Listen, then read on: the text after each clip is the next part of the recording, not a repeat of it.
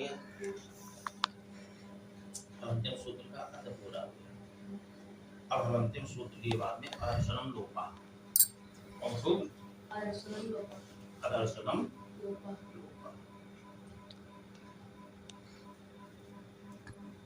अदर्शनम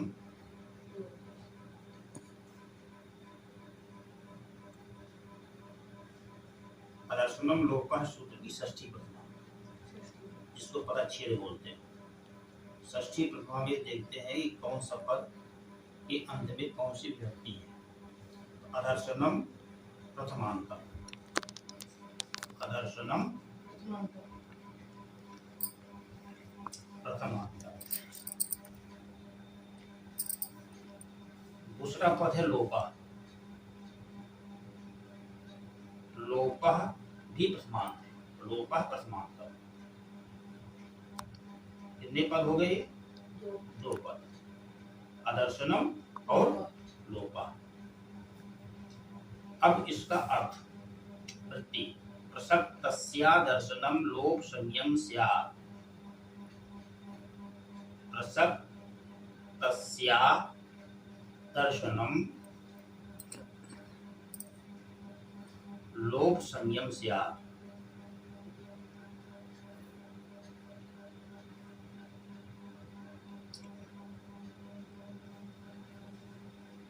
प्रसक्तस्य अदर्शनम लोप संयम स्यात्। प्रसक्त का मतलब होता है विद्यमान, और विद्यमान का जो अदर्शन होता है उसको लोप कहते हैं। विद्यमान का अदर्शन, अदर्शन का मतलब न दिखलाई पड़ना। जैसे मान लो एक पेन कलम दिखलाई पड़ रही है, अब यही कलम अदर्शन नहीं दिखलाई पड़ रही है, तो क्या कहते हैं? कहते अभी तो ये वस्तु यहीं पे थी, अब कहाँ इसका लोप हो गया। दिखलाई पड़ रही थी फिर नहीं दिखलाई पड़ रही है, तो उसको क्या कहते हैं? अरे कहाँ लोप हो गया। लोप का मतलब कोई वस्तु विद्यमान है फिर न दिखलाई पड़े, उसको लोप कहते हैं। अब ये व्याकरण शास्त्र है, व्याकरण शास्त्र में वर्णों का पूरा खेल, यानी कोई वर्ण पहले विद्यमान था, अब वो नहीं दिखलाई पड़ रहा है, तो वर्ण देखो क्या होता है? अक्षर। अक्षर दिखलाई नहीं पड़ते, ये तो लिपि है, लिखते हैं तो दिखलाई पड़ते हैं। वर्ण श्रोत्रेंद्रिय का विषय होता है, यानी उसका सुनाई पड़ रही, पहले सुनाई पड़ रहा था, अब सुनाई नहीं पड़ रहा है। ठीक है ना? तो विद्यमान के अदर्शन की लोप संज्ञा होती है, यानी पहले वस्तु विद्यमान हो और फिर न दिखलाई पड़े। विद्यमान के अदर्शन की लोप संज्ञा होती है। फिर देखो तस्य लोपा। क्या? तस्य लोपा। तस्य लोपा। तस्य लोपा सूत्र की षष्ठी प्रथमा। तस्य षष्ठ्यंतम। तस्य षष्ठ्यंतम, यानी षष्ठी विभक्ति है इसके अंदर में, और षष्ठ्यंतम में ये सा के आगे जीरो बना के रख दिया, समझ लेना षष्ठ्यंतम। लोपः प्रथमांतम। लोपा ये प्रथमांत, दो पद है, तस्य और लोपा। ये तद शब्द है, तद शब्द के षष्ठी का एक वचन है तस्य। तद शब्द जो है सर्वनाम। तद शब्द क्या है? सर्वनाम। सर्वनाम शब्द जो होते हैं पूर्व में जो कहे गए होते हैं उनका बोध कराते हैं, यानी ज्ञान कराते हैं। इसके पहले हलंत्यम सूत्र से की संज्ञा की गई थी। ठीक है ना? तो तस्य लोपः तस्येतो लोपः स्यात्। इसकी वृत्ति क्या है? तस्येतो लोपः स्यात्। तस्य इतः, यानी उस इत संज्ञक वर्ण का, लोपः स्यात् लोप होता है। तस्य लोपः सूत्र का अर्थ है कि इत संज्ञक वर्ण का लोप होता है। क्या अर्थ है? इत संज्ञक वर्ण का। इत संज्ञक मतलब जिसकी इत संज्ञा होती है उसका लोप होता है। इत संज्ञक वर्ण का लोप होता है, यानी जिसकी इत संज्ञा होगी उसका लोप हो जाएगा। लोप का मतलब न दिखलाई पड़ना। लोप का मतलब वो अक्षर की सुनाई नहीं पड़े। ठीक है ना। अब यहां ध्यान देना, लक कौमुदी कार ने कहा अड़ादयो अड़ाद्यर्था, अड़ादयो अड़ाद्यर्था, यानी अड़ादयः अड़ाद्यर्थाः। अड़ आदि जो वर्ण है वो अड़ाद्यर्थाः, अड़ आदि प्रत्याहारों की सिद्धि। क्यों ऐसा कहना पड़ा? यदि तस्य लोपः सूत्र का अर्थ कि इस संज्ञक वर्ण का लोप होता है। इस संज्ञा करने वाला सूत्र कौन है? हलंत्यम। उपदेश अवस्था में विद्यमान अंत्य हल की इस संज्ञा होती है। उपदेश अवस्था में विद्यमान अंत्य हल की इस संज्ञा होती है। उपदेश क्या है? उपदेशः आद्योच्चारणम्। पाणिनि, कात्यायन और पतंजलि के व्याकरण शास्त्र संबंधी प्रथम उच्चारण को उपदेश कहते हैं। तो पाणिनि जी ने सूत्र कहा, सूत्र उपदेश हुए। तो अयोन, ऋद्रिक, एयोम, अयोच, अवरट, लण, ये जो 14 सूत्र हैं, इन 14 सूत्र उपदेश कहलाएंगे। उपदेश अवस्था में विद्यमान अंत्य हल, इन 14 सूत्रों के अंतिम वर्ण इस संज्ञा होगी। किससे? अंतिम सूत्र से। जब उनकी इस संज्ञा हुई, तस्य लोपः ने कहा कि भाई इस संज्ञक वर्ण का लोप होता है। तो अयुण है, जैसे अयुण मेरा की संज्ञा हुई, इस संज्ञा हुई थी, इस सूत्र ने कहा लोप होता है। अब जब लोप हो जाएगा उसका श्रवण नहीं होगा, सुनाई नहीं देगा, तो फिर अड़ाद प्रत्याहार बनेगी कैसे? क्योंकि प्रत्याहारों की सिद्धि के लिए अंतिम इस संज्ञक वर्ण का होना आवश्यक है। तस्य लोपः कहता है कि लोप होता है। प्रत्याहार की सिद्धि करने वाला सूत्र है आदिरंत्यम संहिता। वो कहता है अंत इत के सहित, उसको अंकित चाहिए। तो पाणिनि जी ने जब कह दिया कि अंत इत के सहित, तो आदिरंत्यम संहिता सूत्र के सामर्थ्य से इत संज्ञक वर्ण का यहाँ पे लोप नहीं होगा। क्यों? क्योंकि अण आदि प्रत्याहारों की सिद्धि उसका प्रयोजन है। यानी अड़ा आदि संज्ञक वर्णों का लोप नहीं होता है, क्योंकि अण आदि प्रत्याहारों की सिद्धि उसका प्रयोजन है। समझ में आ रही ना? यानी ला आदि इत संज्ञक वर्णों का लोप नहीं होता है, क्योंकि अण आदि प्रत्याहारों की सिद्धि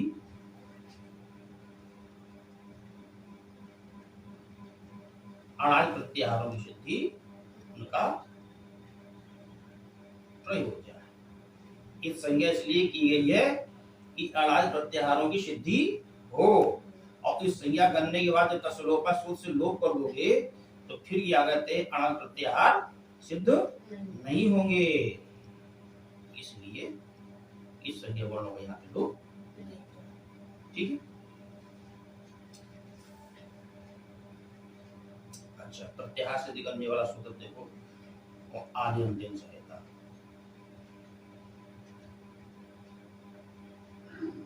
आदिरंत्यम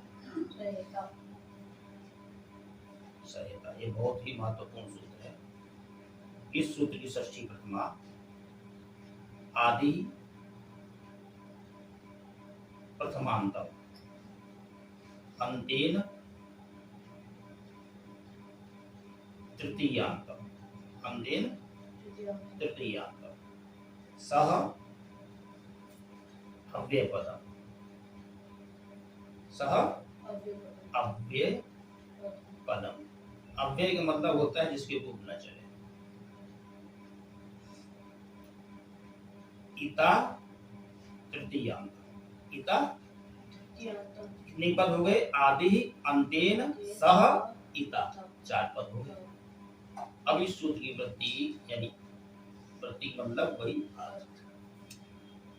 अंते अंते नेता सहित आदिर मध्यगा नाम स्वस्य च संज्ञा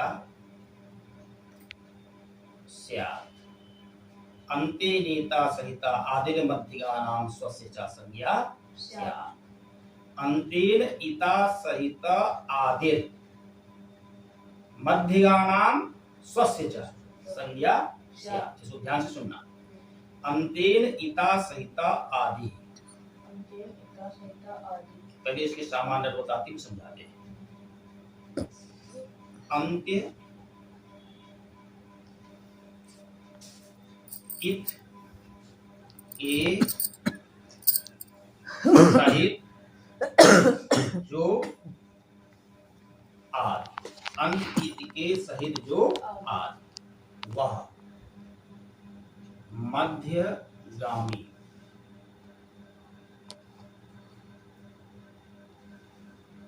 वर्णों का, मध्यगामी वर्णों का और अपना बोधक होता है। बोधक का मतलब होता है बोध कराने वाला, ज्ञान कराने वाला।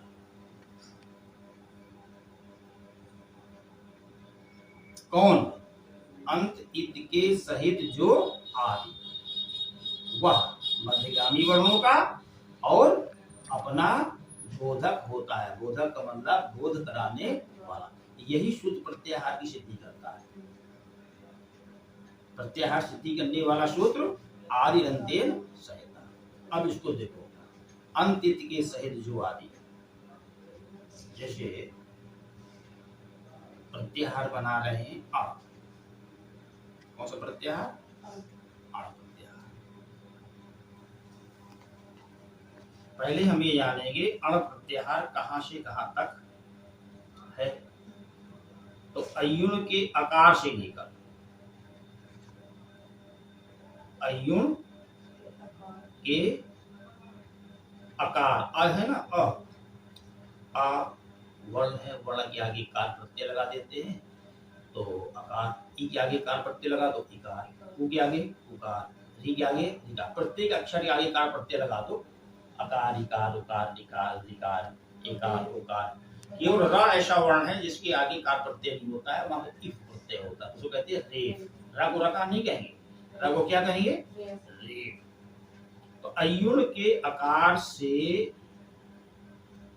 लेकर अयुण के ऋकार तक, अयुण के ऋकार तक अण प्रत्याहार बनता है। कौन सा प्रत्याहार? अण प्रत्याहार कहां से कहां तक बनता है? अयुण के आकार से लेकर अयुण के ऋकार। अब इसको ध्यान देना, कौन सा प्रत्याहार बना रहे हैं अभी? अण। ये जब अण सुनते हो, इसमें कितने अक्षर सुनाई पड़ रहे हैं? दो, आ और रा। तो आदि में कौन है? आ, और अंत में कौन है? रा। अयुण सूत्र है, सूत्र होने के कारण से उपदेश है, क्योंकि पाणिनि जी का प्रथम उच्चारण है अयुण। ये तो कहें उपदेश आद्योच्चारणम, उपदेश अवस्था में विद्यमान चाहिए ना। तो उपदेश का मतलब बोले पाणिनि, कात्यायन और पतंजलि के व्याकरण शास्त्र संबंधी प्रथम उच्चारण को उपदेश कहते हैं। तो पाणिनि जी ने अयुण कहा तो अयुण उपदेश कहलाया, क्योंकि सूत्र धात धातु सूत्र गणोड़ादि वाच्य लिंगानुशासनम आगम प्रत्यादेशा उपदेशा तथा सामान्य रूप से उपदेश ये बदलाए गए, सामान्य रूप से। फिर आगे तो बड़ी इसकी चर्चा है। तो सूत्र का नाम आ गया, अयुण इत्यादि 14 सूत्र है ना, ये सब उपदेश कहलाए। उपदेश अवस्था में विद्यमान अंत्य हल कौन होगा? ऋ। इसकी हो गई हलंत्यम सूत्र से इत संज्ञा। इस सूत्र से हलंत्यम हलंत्यम सूत्र से इस संज्ञा, किसकी संज्ञा हो रही है? ला की, यानी लकार। अंत में है, अंत में कौन है? ला। तो इस संज्ञा की भी है, इस संज्ञा किससे हुई है? हलंत्यम से। तो अंकित कौन हुआ? लकार। और आदि में कौन है? अकार। अंकित हुआ ला, आदि में है आ। अब ध्यान देना सूत्र क्या अर्थ क्या है? अंत इत के सहित जो आदि, तो अंकित कौन है? और उसके सहित आदि ना, केवल हम आदि नहीं कह रहे हैं, सूत्र ये नहीं कह रहा केवल आदि, ये कह रहा है अंत इत के सहित जो आदि। अंकित कौन है? ला। और अंकित के सहित आदि कौन होगा? नहीं बात सुनना रही। जैसे मान लो तुमसे कहा गया कि उसके साथ आना, उसके साथ आना, तब उसको छोड़ कर गया होगा, उसको साथ में लेकर गया होगा। तो ला के सहित अंकित कौन है? ला। ला के सहित आदि कौन होगा? ला भी तो आ रहा है साथ में, तो कौन हो जाएगा? अंकित। देखो अंकित कौन है? ला। और आदि में कौन है? आ। तो अंकित के सहित आदि कौन हो गया? आड़। सहित है ना, अंकित जो है उसको साथ में लेके आदि के पास आना है। तो अंकित कौन है? नहीं, ला। और अंकित के सहित आदि में कौन है? आ। तो अंकित के सहित आदि कौन हो जाए? क्या हो जाए? आड़। अब बात समझाइए ना, सूत्र ये कह रहा है अंत इत के सहित जो आदि, तो अंकित कौन है? ला। और उसके सहित आदि कौन हो जाएगा? आड़। यह आड़ जो अर्थ हुआ अंत इत के सहित जो आदि, वह आदि कौन हुआ? अंत इत के सहित आदि आड़। यह आड़ मध्यगामी वर्णों का, मध्यगामी का मतलब होता है बीच में रहने वाले जो अक्षर। अब आ और ला के बीच में के अक्षर कौन है? ई और उ। तो मध्यगामी वर्णों का यानी ई उ का, इनका और अपना, और अपना। अपने से तो कहते से लेना चाहिए था अड़, लेकिन कहते नहीं, यहाँ अपने से लेंगे आदि वाले को, ला को नहीं लेंगे, अंत को नहीं लेंगे। कितने अक्षर हो गए? मध्य में हो गए ई उ, और अपने से ले लिए आ को, तो कितने अक्षर हो गए? 3। तो अड़ कहने से कितने अक्षरों का बोध हुआ? 3। इस तरीके से आदिरंत्य संहिता प्रत्याहार की सिद्धि करता है कि अंकित के सहित जो आदि। तो सूत्र में देखेंगे तो प्रत्याहार जहां से जहां तक बनाना होगा, तो उसमें देखेंगे कि सूत्र के अंत में कौन सा अक्षर है, अंत उसकी संज्ञा हो जाएगी।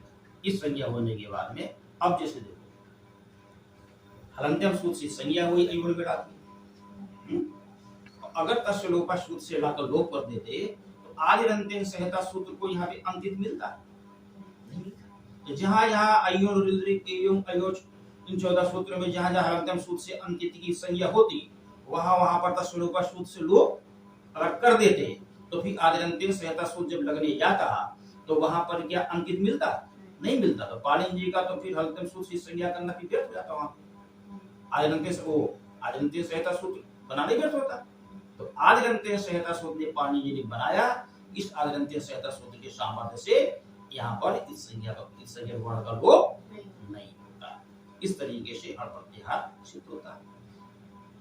इसी तरीके से एवं अच हल अल इत्यादि, चाहे अच प्रत्याहार हो, चाहे हल प्रत्याहार हो, चाहे अल प्रत्याहार हो, समस्त प्रत्याहारों की सिद्धि इसी तरीके से होती है।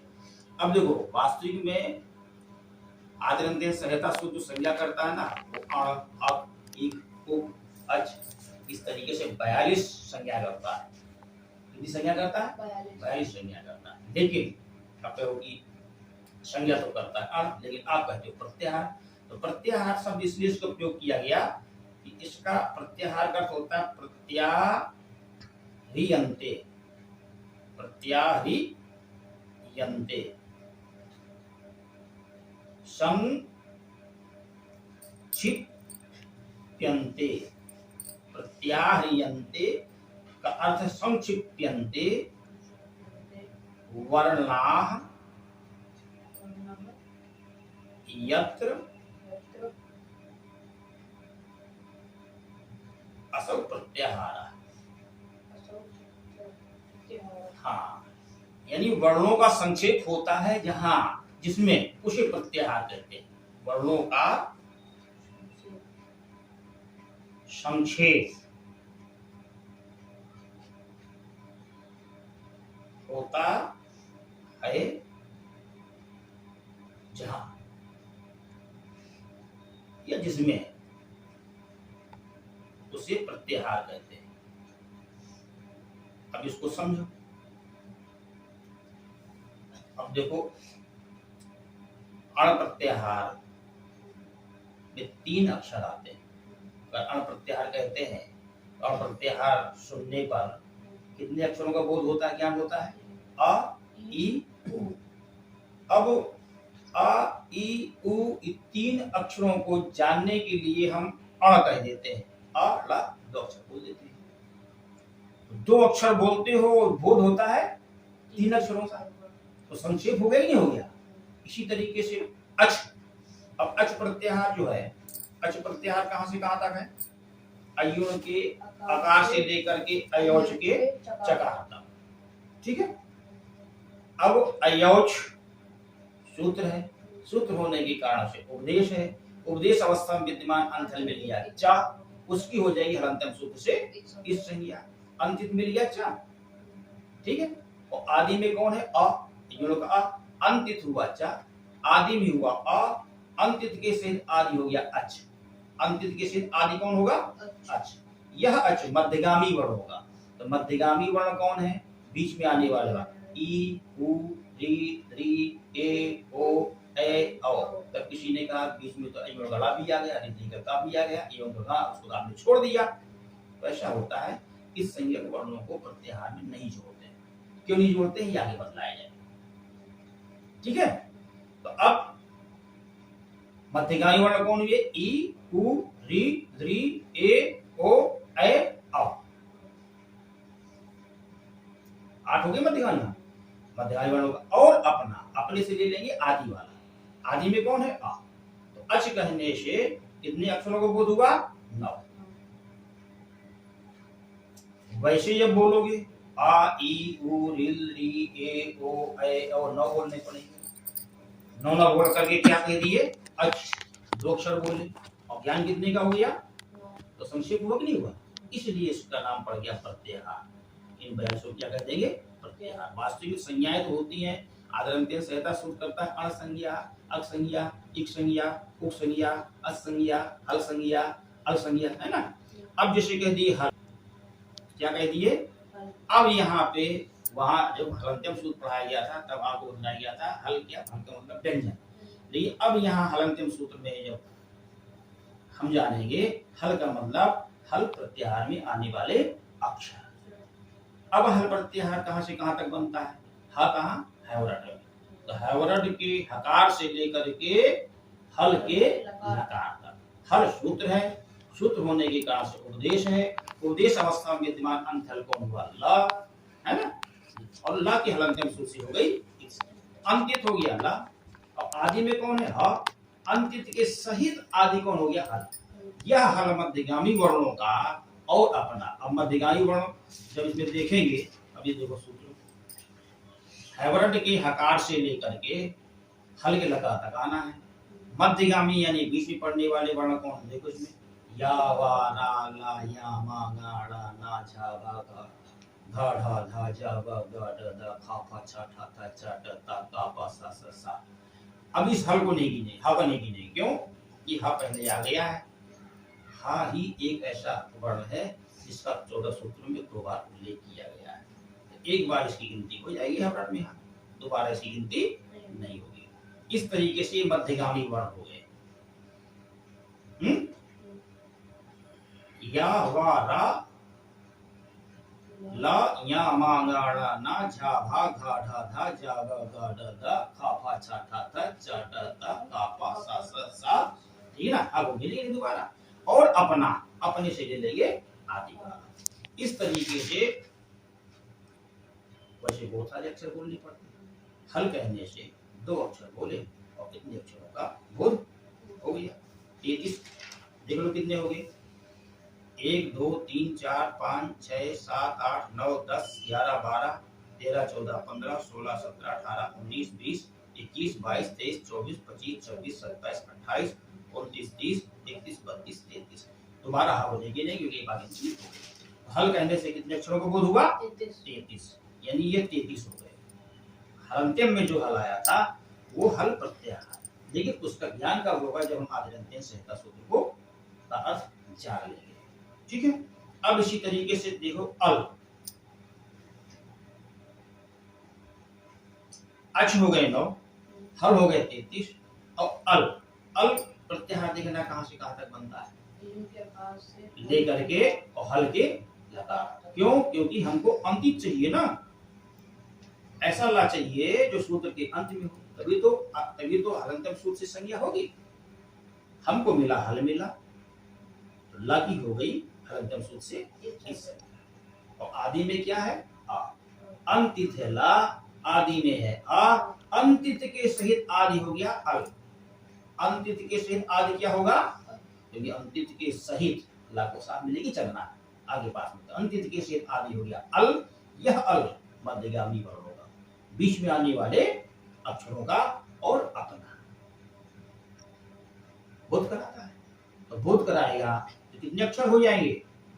9 तो हो जाएंगे स्वर। अच्छा, और हल कितने हो गए? 33। 9 और 33, इस तरीके से ये 42 अक्षरों का बोध कराता है। अच कहने से 9 अक्षर, हल कहने से 33 अक्षर और अल कहने से। अब 42 अक्षरों को बोलना थोड़ा समय लगता है, लेकिन 42 ना बोल करके क्या कह दिया गया? अल। तो केवल अल कहने से 42 अक्षरों का बोध हो गया। कितना संक्षेप हो गया, इसलिए इसका नाम पड़ गया प्रत्याहार। तो प्रत्याहार संज्ञा करने वाला सूत्र कौन है? आदिरंत्यम संहिता। इस संज्ञा करने वाला सूत्र हलंत्यम। और लोप संज्ञा करने वाला सूत्र कौन है? ना, अदर्शनम लोपा, लोप संज्ञा करता है, वो लोप के अर्थ को बदलाता है। भाई लोप का मतलब बोले विधि के दर्शन को लोप कहते हैं, और लोप का तस्य लोपा। लेकिन यहाँ पर जब हम प्रत्याहार बनाते हैं, इन 14 सूत्रों के अंतिम वर्णों की इस संज्ञा तो होती है, लेकिन तस्य लोपा से लोप नहीं होता। क्यों? आदिरंत्यम संहिता अंतिम से अगर लोप कर दोगे तो अंतिम प्रत्याहार लेंगे। इस तरीके से प्रत्याहारों की सिद्धि होती है। जो छात्र लोग सिद्धांत कौमुदी पढ़ना चाहते हैं वो बाल व्याकरणम नामक चैनल को सब्सक्राइब करें, ताकि उनको समय समय वीडियो मिलते रहे।